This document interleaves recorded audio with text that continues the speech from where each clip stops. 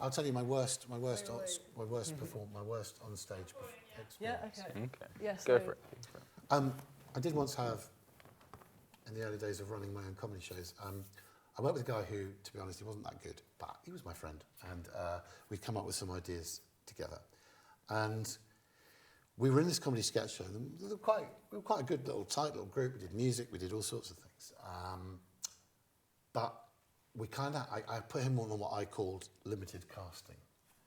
Now, I don't know if he knew this, probably he did, if he counted his words, but it was kind of, what can I put him in that will cause the least amount of damage? So I'd go through the sketches and I'd see what was...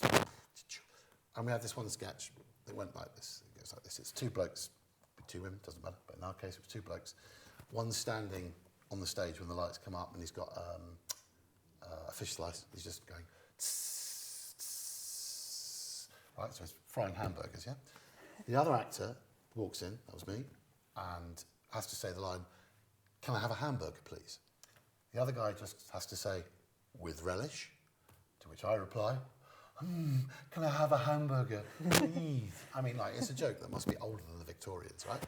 Woof, got a laugh every night. Brilliant. Real bankable at that part in the show where it can flag a little bit. But okay, it was a winner. The audience liked it because it was silly. And so, what was the least I could put him in? I thought, if I make him the guy with the spatula, all he's got to say is, "With relish." 2 words, "with relish." Yeah. Simple, right? Yeah. Okay. So Foolproof, some would say. Cast him in that part. Got him to say, "With relish." With relish. That's all he's got to say. So the show's going on. I get around backstage, about to go on for my bit. Brilliant. When the lights come up, I see he's in place. He's got the prop. He's making the sizzling noises. I thought, yes, thank goodness. So I walk on. A comedy moment. I go, "Hello, can I have a hamburger, please?" And then I see it in his eyes. Gone. Rabbit in a headlight. I can see that it's gone. He just doesn't know what he's doing. So the sketch actually went like this. He's there, lights up. I walk in. I say, "Can I have a hamburger, please?" He goes, "Do you want anything on that?" I reply, "Yeah, relish." Lights go down. The audience, what the? What? Oh. So those can be some of the perils of live performance. You know, it's just like, why'd you do that stupid sketch with the hamburger? Just shut up. That wasn't very funny. I think you should cut it. It wasn't. There was nothing wrong. It just went wrong. So you know, you'd have moments like that. But you learn. You know, and I think if you're doing comedy, live audiences is the best way to learn because they tell you very quickly. Yeah. Is it? I was going to say it must be nerve-wracking being up on that stage. It is. I think possibly it is at first, but after. Well, I remember one night at the Edinburgh Festival, we agreed to play a very late night slot, 1 o'clock in the morning, at this particular venue, and there were 3 of us. We were going to go on and do one of our hilarious songs about. I can't remember what it was about now. It was about someone's testicles, I think, is what the song was about. I kid you. It was called that. Now the clue should have been in the title. This place was called the Bear Pit, right? It's called the Bear Pit.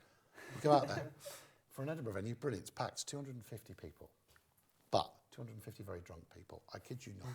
We walked up. At the moment we got to the mic, 250 people chanted simultaneously, "Off, F, off, F, off." We couldn't even hear ourselves. So we thought, right, F you. So we went through the sketch. There was beer thrown at us. There was other stuff thrown at us. We did the whole routine. Nobody could hear anything. We were just being told where to go. And we got a slight smattering of applause through getting to the end as we went off to wring out our clothes. Yeah, I mean, once you've had beer thrown at you and other objects. You've seen it all. And people shouting, "Oh, for God's sake, be funny this time." When you've been through all of that, you become kind of insulated against it, and you don't worry anymore. But it does help you develop, like, you know, what's funny, I'll go and try it. If you're not sure if it's funny, you'll soon find out. Yeah. It's good to road test. So, you know, in a way we can't do that with movies because the costs involved. Yeah. But if you think of the big movies, the time they spend audience testing. Have you ever been to an audience test screening? They give you a piece of paper, or they probably do it electronically now. Did you like the hero? Did you like what they were wearing? Did you like what happened to the hero? I don't care anymore. Can I go? I need the toilet. How do they do those? Because surely the film's been shot, or is it like They will still have a delivery gap before they're due in the multiplexes. It could be 6 months, could be more. So they will have shot options, or they might actually have the ability to reshoot. Usually they've shot some options. So they show it to these, you sign all these disclaimers, they show it to you, and then you have to say, did you find the ending satisfying or unsatisfying? Did you like the way they left it? And they actually do then change stuff if the audience says, no, we wanted them to fall in love, or no, we didn't want them to get together. Whatever it is, they'll go and change it.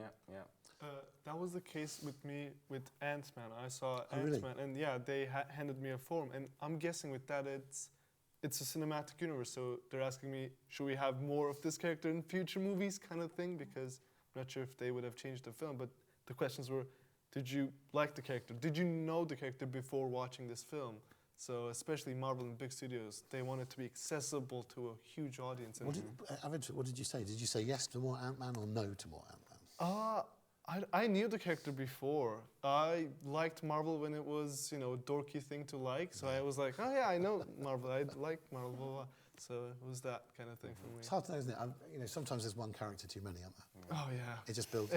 It doesn't stop. But if you were Marvel though, and you were on this role, would you halt production and say, hey, let's give it a break for 5 years, Exactly. and then see what happens with new characters? Or would you go, how much would I lose? Yeah. Disney would never let it happen. No. Now with Disney Plus, they just keep on bringing new characters. Okay, but then the argument about the watering down of the Star Wars franchise. Yeah. I don't care because I don't watch Star Wars. But, it's an argument, isn't it? Would you give up hundreds of millions of dollars of income? Yeah. That's the thing. Because of course they had to buy the property, and now they're trying to make their money back. So. Yeah, that is true. I mean, it seems like it works fine, so why stop? But yeah, Martin Scorsese's pretty pissed off about Marvel and says that cinemas have become a theme park ride more than a way to watch a narrative film. And on that bombshell, we have to end. Oh my goodness. That's an I'm going to do my interesting point. thinking face.